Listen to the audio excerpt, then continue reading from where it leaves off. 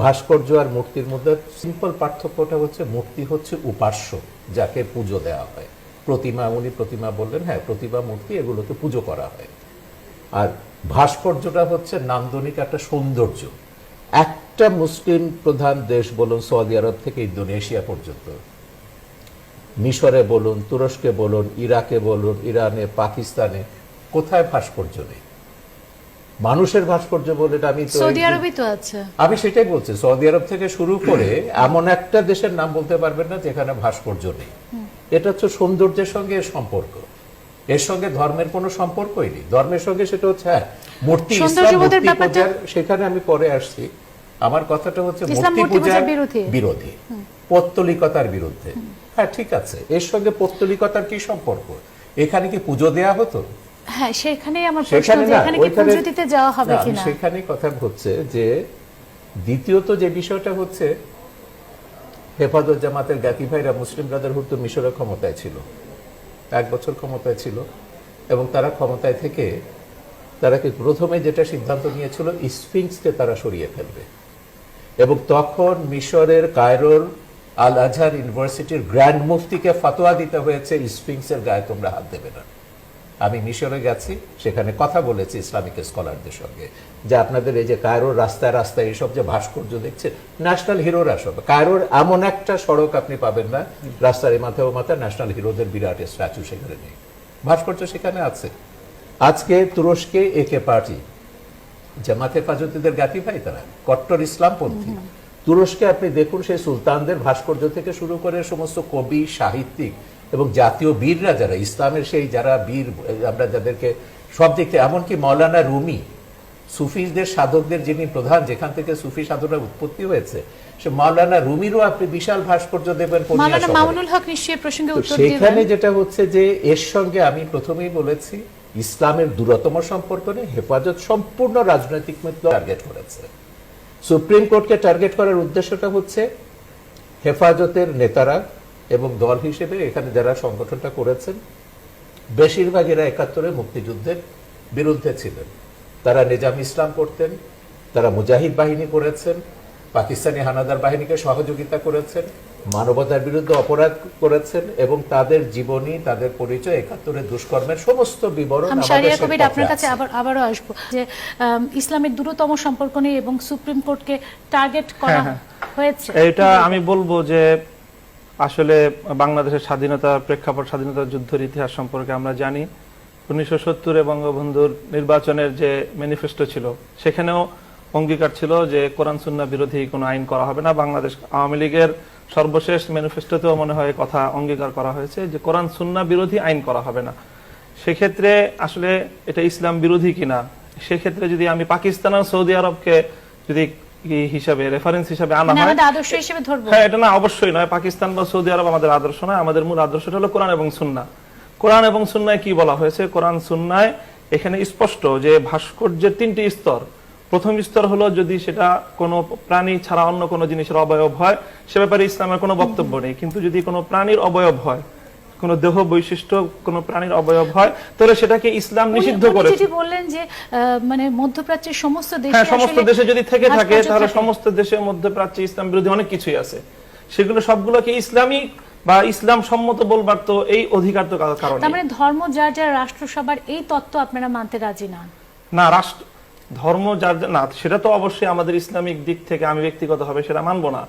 আমি বলি তাহলে আমাদের দেশে যারা সংখ্যালঘু সম্প্রদায় আছে তাদেরকে সরে যেতে হবে। না, তাদেরকে সরে যেতে হবে কেন? তাদেরকে তো আমরা নিরাপত্তা দেব এবং তাদের ধর্মীয় স্বাধীনতা, এটা ইসলাম অবশ্যই ইসলামই দিবে। মানে আমরা মুসলমানরা হিন্দুদেরকে জিজিয়া কর দিতে হবে, জিম্মি হিসেবে থাকতে হবে। ইসলামে তো তাই আছে, জিজিয়া কর দিতে হবে না হিন্দুরা এখানে থাকলে। না, আপনারা ক্ষমতায় গেলে হিন্দুরা জিজিয়া কর দিয়ে, যদি ইসলাম প্রতিষ্ঠিত হয় তাহলে ইসলামের যে আইন আছে, সংখ্যালঘুরা নিরাপত্তা আসলে মুসলমানরা যাকাত দিবে, মুসলমানরা যাকাত দিবে, দিতেই হবে। এরকম না, কোনো না, সেটা বাধ্যবাধকতা ব্যাপারটা একটা এভাবে- ফোর্সের আছে, গোষ্ঠীর আছে, এটা কিন্তু এভাবে ব্যাখ্যা করলে যেটা তো হবে না। সুফিজম ইসলাম, মুসলিম- না, না, সেখানে সুফি ঠিক আছে, আছে, কিন্তু কিন্তু রাজনীতির মুসলিম সম্পর্ক নাগরিকরা না। রাষ্ট্র তাহলে উনি পরিচালনা তো করবে। রাজনৈতিক ইসলামের কথা বলছেন। মুসলিম নাগরিকরা উনি তো ইসলামকে ওহাবের ইসলাম ইসলামী বলছেন, রাষ্ট্রে মওদুদির ইসলাম বলছেন।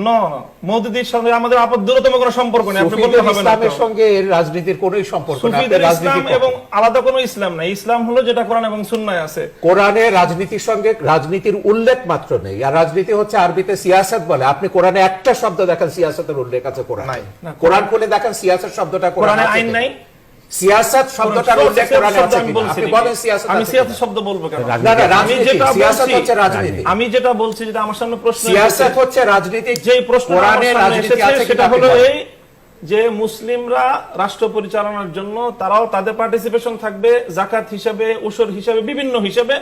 নন মুসলিমরা যেহেতু তারা ইসলাম মুসলমানদের মানে না, কাছে মানে জিম্মি হিসেবে থাকবে কি ব্যাপারটা? মুসলিম নন মুসলিমরা তারা তাদের জিম্মি মানে কি? জিম্মি মানে নিরাপত্তায় থাকবে। মানে তাদের শব্দটাকে আন্ডারে এভাবে থাকবে, বিকৃত তাদের করা আন্ডারে হচ্ছে কেন? থাকবে। আমি একটা জিনিস একটু ওনাকে প্রশ্ন করতে চাই। উনি বললেন যে বঙ্গবন্ধু বলেছেন যে কোরআন সুন্নাহর বাইরে কোনো আইন না, না, বাইরে না, কোরআন সুন্নাহ বিরোধী। বিরোধী কোনো আইন চলবে না। কোরআন সুন্নাহ আইন করবে কোথায় না। আছে যে মহিলার দ্বারা দেশ শাসিত হয়? সেটা তো হচ্ছে। আমরা তো সেই দেশে না। চেয়েছি, আমরা তো সেই দেশে চাইছি। এদেশে প্রধানমন্ত্রী, দুই দলেরই প্রধানমন্ত্রী মহিলা। কোরআন সুন্নাহর কোথায় আছে যেটা হচ্ছে যে কোরআন সুন্নাহর? তো এটা নিয়ে তো আন্দোলন করছেন না আপনারা? আপনারা ওটা নিয়ে আন্দোলন সেটা করেন লম্বা আলোচনার বিষয়। কেন? ওটা তো প্রথমেই আছে। নারী নেতৃত্ব কোন জায়গাটায়, কোন আপনার জায়গায় না, ইসলামের সাথে প্রথমেই আছে। সাংঘর্ষিক, এমনকি কোথায় কোন সাক্ষী দিতে সাংঘর্ষিক গেলে হয়। পরে একজন নারী হলে হবে না, একজন পুরুষের দুজন, দুজন লাগে। এবং এই প্রসঙ্গ তারা তুলেছিলেন, এই প্রসঙ্গ তুলে বহু কিছু বলেছে। না, এই না, প্রসঙ্গ সেটা- তুলে ওই প্রসঙ্গ অনেক প্রসঙ্গ ধরনের অন্য জায়গায় চলে যাচ্ছে। বাস্তবায়ন করতে দেন। সেটাই তো সেগুলো আপনার অন্য বলছি। প্রসঙ্গে সেগুলো তারা চলে যাচ্ছেন। তুলেছে। আপনারা বলছেন যে কথাটা উনি বললেন, শাহরিয়ার কবির সাহেব, যে সৌদি আরব, সেই পাকিস্তান, এ সকল উদাহরণ আসবে কেন? আপনি যদি ইসলাম কোনটাকে ইসলাম বিরোধী সাব্যস্ত করতে চান, অথবা ইসলামিক বা নন ইসলামিক, সেটাকে প্রমাণ করতে হলে আপনাকে কোরআন এবং সুন্নাহয় আসতে হবে। আপনি পাকিস্তানে গেলে তো হবে না। এখন কোরআন সুন্নাহর ব্যাখ্যা আপনার কাছ থেকে নেব না আমি আল আজহার ইউনিভার্সিটির জ্ঞানমূর্তির কাছ থেকে নেব, সেটা বলেন। কোরআন সুন্নাহ আহমেদ শফির ব্যাখ্যা আমি কোরআনের ব্যাখ্যাটা নেব, না আমার কাছে আল আজহার বিশ্ববিদ্যালয়ের যে গ্র্যান্ড মুফতি তার ব্যাখ্যাটা আমি নেব? আমি খুব পরিষ্কারভাবে বলতে চাই, হ্যাঁ, হাদিসে আছে যে আখেরি জামানাতে যখন ইসলাম নিয়ে প্রশ্ন উঠবে আলেমরা সেটা ব্যাখ্যা করবেন। এখন আমরা তো আহমেদ এখানে শফির ব্যাখ্যা ব্যাখ্যা তো কোনো শুনেছি, প্রশ্ন নাই তো। আহমেদ স্পষ্ট শফির হাদিস, ওয়াজ আমি শুনেছি, অসংখ্য হাদিস। যতগুলো ওয়াজ আহমেদ শফির টেলিভিশনে আর এই ইউটিউবে পাওয়া যায়, প্রত্যেকটা ওয়াজ আমার কাছে ডাউনলোড করা আছে। যেটা নিয়ে সবচেয়ে বেশি কন্ট্রোভার্সি হয়েছিল নারীদের সম্পর্কে তার যে অশালীন কদর্য এবং বিকৃত রুচির যে উক্তি তিনি করেছেন, মেয়েদেরকে তেঁতুলের সঙ্গে তুলনা করে কি বলেছেন? এগুলো কি কোরআনে আছে? মেয়েরা জেনা করে। জাস্ট বলছেন যে গার্মেন্টসে মেয়েরা কাজ করছে, তারা জেনা করে। এই যে অভিযোগ, আমার ছবিতে একজন ইসলামিক আলেম বলেছেন, ইসলামিক স্কলার বলছেন, এই উক্তি করার জন্য আহমদ শফিকে শরিয়া আইন অনুযায়ী ৮০ ঘা দৌড়া মারা উচিত। আমার ছবিতে আছে একজন ইসলামিক স্কলার এবং কোথায় ইসলামিক স্কলার এই সমস্ত? আমার ছবিতে আছে, আপনি দেখে নিন। যে কথা তিনি পরিষ্কার বলেছেন সূরা নিসাতে এই কথা কোট করে কি তিনি দিতে প্রমাণ আমি ছাড়া, এটা- আমি এই একটা কথা প্রশ্ন কি করতে প্রমাণ চাই। ছাড়া যিনি নারীদের সম্পর্কে এরকম উক্তি করেন মামুনুল হক। তাকে ৮০ ঘা দৌড়া মারতে হবে। আমি একটা প্রশ্ন করতে যাচ্ছি। আপনি বলছেন কোরআন সুন্নাহর আলোকে, কোরআন সুন্নাহর বিরোধী কোনো আমাদের বিষয়ে কথা নেই, কোরআন সুন্নাহর বিরুদ্ধে যাওয়ার। আমাদের কথাটা হচ্ছে যে কোরআন সুন্নাহে তো বলা হয়েছে নারী নেতৃত্ব বিরুদ্ধে বলা হয়েছে, সেই নারী নেতৃত্বের অধীনেই তো আপনারা চলছেন। বিরোধী দলের নেত্রীও নারী আছেন সেখানে, তাহলে সব ক্ষেত্রে কেন আমাদের যদি তাহলে এখন যদি ভাস্কর্য সরানোর কথা বলতে হয়, আমাদের অপরাজেয় বাংলা থেকে শুরু করে সব অনেক ভাস্কর্য সরিয়ে ফেলতে হবে, তাহলে কি আসলে আমাদের দাবিগুলো আসলে এটা যেটা শাহরিয়ার কবির বলছিলেন, এটা তো আসলে একটা প্রতীক হিসেবে আছে, এটা তো ভাস্কর্য হিসেবে নেই। উনি সৌন্দর্যবোধের কথা বলেছেন যে সৌন্দর্য বিচারে সেটি মানসম্মত নয়, কিন্তু উনি যেটা বলছেন এটা ন্যায় বিচারের প্রতীক হিসেবে করা হয়েছে। এবং আরেকটা প্রশ্ন যেটা উনি বলেছেন যে ভবিষ্যতে হয়তো দেখা যাবে দাড়িপাল্লাটা দেওয়া হবে এবং দাড়িপাল্লা হচ্ছে জামাতের প্রতীক। হয়তো সেরকমই হবে। ওনাদের তো সেটা হলে আপত্তি ছিল না, আমার ধারণা সেরকম কিছু হলে আপত্তি নেই। না, আমাদের আপত্তিটা হলো যে এখানে ভিন্ন ধর্মাবলম্বীদের একটা সিম্বল এখানে স্থাপন করা হয়েছে। জাতীয় চেতনা থেকে আমরা এটার বিরোধিতা করেছি, শুধু ধর্মীয় চেতনা এটা ছিল না। জাতীয় চেতনা ১৩ মানে কি দফা আপনারা আপনাদের যখন চেতনা? দিয়েছিলেন তখন তো এটা ছিল না। ১৩ দফার মধ্যে তো আপনারা না, সমস্ত ৭ দফার মধ্যে ছিল সব হ্যাঁ, ১৩ ভাস্কর্য দফার সরানো। মধ্যে তখন তো সুপ্রিম কোর্টের এটা ছিল না, না। না। আপনারা তো সমস্ত ভাস্কর্য সরাবার কথা বলেছেন। সুপ্রিম কোর্টের ব্যাপারটা আমাদের আপনি ১৩ এক দফাতে সমান আসুন, নয়। আপনি ১৩ দফাতে আসুন। ১৩ দফাতে আপনারা বলেছেন বাংলাদেশে কোনো ভাস্কর্য থাকতে পারবে না, এবং আজকেও খবরের কাগজে আছে, আপনারা রিপিট করেছেন এটা, বাংলাদেশে কোনো ভাস্কর্য থাকতে পারবে না। সেইটাই ভাস্কর্য হচ্ছে নয়, যে শুধুমাত্র যেগুলো প্রাণীর অবয়ব, ভাস্কর্য এবং প্রাণীর প্রাণী অবয়ব সবই তো এক কথা নয়, ভাস্কর্য, নয়। এখানে সবই ভাস্কর্য, যে ভাস্কর্য অপরাজেয় বাংলা মানে থেকে মুক্তি শুরু করে স্থাপন বন্ধ সবই তো করতে হবে। প্রাণী আমাদের বলে। তো সাহেব, শুনুন, সন্ধানের কথা ওনাদের বললেন। সমস্যাটা কোথায়? ওই যেটা বললেন উনি, যে বঙ্গবন্ধু বলেছেন ইসলামের সঙ্গে বিরোধী কোনো কথা। আচ্ছা, 72-এর সংবিধান কোন জায়গায় ইসলামের সঙ্গে সাংঘর্ষিক আছে আপনি বলুন? নাই, কিছু নেই, আমরা ধর্মনিরপেক্ষতার কারোর কথা সাথেই বলেছি। সংঘর্ষ নেই। ধর্মনিরপেক্ষতা ইসলাম। বঙ্গবন্ধু পরিষ্কারভাবে ব্যাখ্যা করেছেন। আমি ধর্মনিরপেক্ষতা মানে বলেছি আপনার ধর্মহীনতা বক্তব্য নয়। Yes. সূত্র ধরে Yes. আপনি কেন সৌদি আরব আর পাকিস্তানে গেলেন? আপনি বলেন কোরআন সুন্নাহ কথা। আপনি যখন ইসলাম সম্পর্কে কোনো কথা না, না, বলবেন আমার আপনি কাছে পাকিস্তান কথা যাবেন না। বলতে উনি তো আমি কোরআন ব্যাখ্যা সুন্নাহ আচ্ছা, করতে এখানে হবে। আমাদের মনে হয় আপনার সাহেব, ইসলাম কথা আপনার বলবেন। ব্যাখ্যা শুনবো না, আমি ইসলাম শফির নিয়ে ব্যাখ্যা শুনবো না। ইসলাম নিয়ে তর্কের শেষ নেই। আমি আহমেদ শফির ব্যাখ্যা তো আমি শুনবো না। না, না, বলছি, আমরা ওই দিকে যেতে চাই না, আমরা ইসলামে যেতে চাই না। দিতে হবে, সেখানে ইসলাম সম্পর্কে 4টি, কিছু 5টি, বলতে হবে 7টি, 8টি আপনাকে। মাযহাব আমি এই রয়েছে। কথাটা বলছি। একটা আমরা মাযহাবের সাথে এক ইসলামের দ্বন্দ্ব আছে। আমরা আব্দুল ইসলাম নিয়ে কাদের আলোচনা করব আব্দুল না। কাদের দ্বারা নিয়ে আজকে কওমি মাদ্রাসাকে সব রকম স্বীকৃতি দেন, কোনো অসুবিধা নেই, বাংলাদেশের সমস্ত ধরনের সুযোগ তারা ভোগ করুক, কিন্তু বাংলাদেশটাকে তো মানতে হবে, জাতীয় না, সঙ্গীতটা তো সেটা- গাইতে হবে, জাতীয় পতাকাটা তো সে- তুলতে হবে। হ্যাঁ, সেটা তুলতে সেই হবে, জায়গাগুলোতে সেখানে আমার নিশ্চয়ই প্রশ্ন আছে। জাতীয় করছে। তাদের জাতীয় পতাকা নিয়ে পাঠ্যপুস্তকের কওমি সিলেবাসে মাদ্রাসার কে সাথে কি সাংঘর্ষিকতা? প্রণয়ন করবেন, বা সেখানে আমাদের একটা সাধারণ সময়- মানুষের একটা বলার কোনো সময় অধিকার নাকি নেই। আমাদের কওমি অসম্ভব মাদ্রাসায় কথা। জাতীয় অসম্ভব সঙ্গীত কথা। গাওয়া হয় না। কওমি মাদ্রাসায় আমাদের জাতীয় সঙ্গীত সঙ্গীত গাওয়া হয় না। গাওয়া আমাদের হয় না, আমাদের তদন্তে এটা সংবিধানে বেরিয়েছে। লিপিবদ্ধ 1000 আছে। মাদ্রাসা আমরা তদন্ত করে দেখেছি, জাতীয় সঙ্গীত 1000 মাদ্রাসায় জাতীয় সঙ্গীত গাওয়া হয় না। ওটা আমাদের কাছে বিশ্ববিদ্যালয়- আমার বিশ্বাস, আমার বিশ্বাস কওমি মাদ্রাসা একসময় 1000 আসবে। কওমি মাদ্রাসা তালিকা আপনাকে দিতে পারে 21শে যেখানে ফেব্রুয়ারিতে ফুল জাতীয় দেয়, সঙ্গীত গাওয়া হয়। এটা কি 21শে ফেব্রুয়ারিতে ফুল দেয়, যেটা দিয়ে বাংলাদেশের 21শে ফেব্রুয়ারিতে ভাষা শহীদদের জন্য প্রত্যেকটা মাদ্রাসায় ফুল আয়োজন দেন করা কিনা আমি হয়। সেটা ফুল বলছি। দিব কেন? কেন আমরা দিবেন না? ভাষা দিতে শহীদদের হবে। জন্য, তাদের রুহের মাগফিরাতের জন্য এবং তাদের চেতনাকে ধারণ আমি করার বলছি, জন্য বাংলাদেশে কওমি মাদ্রাসায় জাতীয় সঙ্গীত আমার প্রশ্ন আপনার হচ্ছে আপনি যা দেওয়া খুশি শেষ করেন করবো না আমি। না, আমার প্রশ্ন হচ্ছে আপনি যা খুশি করেন, আপনি যদি বাংলাদেশের রাইট চান তাহলে বাংলাদেশের আদর্শে আসতে হবে, এই হচ্ছে বক্তব্য। আমি- বাংলাদেশের আদর্শটা হলো আপনি চেন না আমাদের কাছে, ভাষাকে সম্মান করা, আমাদের কাছে বাংলা চেন না ভাষা আপনি শহীদদের যে প্রতি শ্রদ্ধা আমার প্রদর্শন দরকার করা। নেই সরকারের সমর্থন, আমার দরকার নেই আমি কিছু, আমার নিজে ভাষা নিজে শহীদ করবো। এবং ভাষা কিন্তু যখন ভাষা আন্দোলনকে যখন আমি শ্রদ্ধা করবো, মুক্তিযুদ্ধের মধ্যে দিয়ে আমরা যা অর্জন করেছি সেটা যখন আপনি চাইবেন তখন সেটা মানতে হবে। আপনারা কওমি মাদ্রাসায় জাতীয় সঙ্গীত কেন গাইবেন না, এটা আপনি ব্যাখ্যা করুন। আমরা গাইবেন জাতীয় না, সঙ্গীত গাইবেন গাইবেন, না। এটা কে বলেছে আপনাকে? আমি 1000 মাদ্রাসায় ইনভেস্টিগেট করেছি, তালিকা কোন আমাদের মাদ্রাসায় কাছে আছে। গিয়েছেন আপনি? আপনি আমার আমাদের কাছে কোনো তালিকা মাদ্রাসায় যান আছে। নাই আপনি। আমার কাছে আমরা তালিকা আছে, 1000 মাদ্রাসা আমি মাদ্রাসা। চালাই। আপনি তো আমার 1000 মাদ্রাসায় কোনোদিন আপনাকে দেখিনি আমি। তাহলে আপনি বলছেন যে গাওয়া হয়, অবশ্যই কোন কোন মাদ্রাসায় যেখানে কোনো কোনো গাওয়া জায়গায় হয়, যেমন গাওয়া গাওয়া হয় হয় না, সেটা বলুন। সত্যি কথা বলেন, এখানে নয় কিন্তু এটা। আপনি ইসলামের প্রতিনিধি হয়ে আসছেন, মুসলমানের প্রতিনিধি হ্যাঁ। হয়ে। আপনি সত্যি কথাটা বলেন যে গাওয়া হয় কিনা, যে 1000টা মাদ্রাসায় গাওয়া হয়, এই কথাটা বলেন। এখানে কওমি মাদ্রাসা জাতীয় একটা সঙ্গীত প্রশ্ন গাওয়া করি। সংক্রান্ত কোন সার্কুলার তো নাই যে কিভাবে গাইতে হবে, সরকারি ভাবে কোন রুল আছে? না, আমাদের সেটা প্রতিটা মাদ্রাসাগুলোতে সংবিধানে আছে, মাদ্রাসাগুলো- কওমি মাদ্রাসার জন্য আলাদা রুলের দরকার না। প্রত্যেকটা শিক্ষা প্রতিষ্ঠান, এটা যদি সরকারি স্বীকৃতি চান, প্রত্যেকটা শিক্ষা প্রতিষ্ঠানে অ্যাসেম্বলির সময় পতাকা তুলতে হবে, জাতীয় এটা সঙ্গীত গাইতে compulsory, হবে। compulsory। এইটা হচ্ছে অবশ্যই পতাকা শিক্ষা উত্তোলন স্বীকৃতি। করা হয় এবং যেখানে কম্পালসারি সেখানে স্বাধীনতার যেখানে জাতীয় সঙ্গীত compulsory, গাওয়ার ব্যাপারে কোনো আপত্তি যেখানে নেই। প্রত্যেকটা compulsory মাদ্রাসার জন্য, শিক্ষা প্রতিষ্ঠানের জন্য compulsory। যেখানে compulsory মানে বাংলাদেশের তার মানে প্রত্যেকটা প্রতিটা স্কুলে, প্রতিটা এটা হতো শিক্ষা কি? প্রত্যেকটা মাদ্রাসায় জাতীয় পতাকা উত্তোলন করা হয়। জাতীয় আমি সঙ্গীত গাওয়া হয় একটা সেটা প্রশ্ন বলেন। শুধু পতাকার আপনাকে সঙ্গে করতে সঙ্গীতটা চাই। গাইতে হয়। একটা প্রশ্ন আপনাকে করতে চাইছি, আপনারা ফুল দিতে চাইছেন না, আপনারা মনে করছেন যে এটা ধর্মের সাথে বিরোধী কাজ, আপনারা এটা ধর্ম, ইসলামী আপনারা culture না। দোয়া দরুদ পড়ছেন, ঠিক আছে, কিন্তু জাতীয় পতাকা উত্তোলন বা জাতীয় সঙ্গীত এটা তো আমাদের দেশের অস্তিত্বের হ্যাঁ, সাথে জাতীয় জড়িত পতাকা ব্যাপার। আমরা প্রত্যেকটা মাদ্রাসায় উত্তোলন করা হচ্ছে। কোথাও যদি উনি যেমন ইনভেস্টিগেশন করেছেন, আমরা যখন ইন্টারভিউ নিয়েছি, আমরা যখন অনুষ্ঠানের মধ্য দিয়ে আমরা কওমি মাদ্রাসার ছাত্রদের কাছে গেছি, তারা কিন্তু বলেছে তারা গায় না। না, জাতীয় পতাকা উত্তোলন তারা জানে না। বলতেছেন কি আপনি? তারা জানেও ওরা তো বাচ্চা বাচ্চা এই ছেলে মেয়ে, ওরা practice-টা জানে ছিল না, জাতীয় সঙ্গীতের ছিল না, ব্যাপারে এই practice-টা নাই প্র্যাকটিসটা নেই বাংলাদেশের হতে হবে, এটা হওয়া উচিত। বিশ্ববিদ্যালয়গুলোতে কি প্রতিদিন জাতীয় সঙ্গীত গাওয়া হয়? বিশ্ববিদ্যালয় না, বিশ্ববিদ্যালয় এটা স্কুল না, লেভেলে, স্কুল লেভেলে। স্কুল লেভেলে। মাদ্রাসাগুলো তো সবগুলি বিশ্ববিদ্যালয় লেভেলে, বাংলাদেশে বড় বড় মাদ্রাসাগুলো সবই না, না, মা- স্কুল মা- লেভেল নেই আপনাদের। ওই লেভেলটা আপনাদের মেইনটেইন কোনো করা স্কুল হয় লেভেল না। নেই, আপনাদের ফার্স্ট জাতীয় লেভেলটা maintain করা তারা হয় না। ইউনিভার্সিটির ছাত্র। লেভেলটা মেইনটেইন করা হয় না। মাদ্রাসাগুলো ওয়ানে ভর্তি হলে বিশ্ববিদ্যালয়ে ভর্তি হয়ে যাবে। আমি আমাদের যেটা পক্ষ একেবারে থেকে বিশ্ববিদ্যালয় একশো এটা হয় কি মাদ্রাসা বলা হয়। আপনাদের আমাকে সেটাকে আমাদের মাদ্রাসা মাদ্রাসায় হিসেবে ছিল না। মাদ্রাসায় যে গাওয়া হচ্ছে ছিল না, না, তখন- হবে এখন। না না, দারা সাহেব আমাকে একটু বলতে দিন। উনি চ্যালেঞ্জ করেছেন আমাকে কোথায় পেয়েছেন। আমি আপনাকে বলে দিচ্ছি, আমাদের শ্বেতপত্রে, এটা হচ্ছে সংক্ষিপ্ত, আমাদের শ্বেতপত্রটা কিন্তু এরকম 2700 পৃষ্ঠার, এটা 2700 পৃষ্ঠার সংক্ষিপ্তটা আমি বলছি। এখানে মাদ্রাসার কয়েকজন ছাত্রের বক্তব্য। আল জামিয়া নাসিরুল ইসলাম নাজিরহাট বড় মাদ্রাসার ছাত্র মোহাম্মদ সেলিম বলেন, তার কওমি মাদ্রাসার স্বীকৃতি, কওমি মাদ্রাসার স্বীকৃতি কিন্তু আমরা আমাদের শ্বেতপত্রে চেয়েছি এবং সেটা চেয়েছি অবশ্যই তাদেরকে সরকারের- জ্ঞানের আলোকে হ্যাঁ, আসতে হবে। তাদেরকে আনতে হবে, মেইন স্ট্রিমে আনতে হবে এবং সেখানে আমাদের জাতীয় নজরদারি যে সঙ্গীতের জঙ্গির ব্যাপারে আমাদের বক্তব্য আমার কথাটা শেষ পরিষ্কার। করতে দিন, রাষ্ট্রীয়ভাবে আমার কথাটা আমি শেষ করে শিক্ষা প্রতিষ্ঠান হিসেবে আমার কথাটা শেষ করতে যেই দিন, আমি ধরনের কথাটা শেষ সার্কুলার করে থাকবে সেই সার্কুলার মানার ব্যাপারে মোহাম্মদ সালিম আলাদা জাতীয় আপত্তি সঙ্গীত থাকবে। গাওয়া প্রসঙ্গে বলেন, আমাদের শিক্ষকগণ জাতীয় সঙ্গীত গাওয়া হারাম মনে করেন, তাই আমি জাতীয় সঙ্গীত গাওয়ার পক্ষে নই। এই ধরনের বক্তব্য আমি এই বক্তব্য 1000টা পেয়েছি। মাদ্রাসা আমি যেগুলো এই আমার বক্তব্য তালিকা পেয়েছি।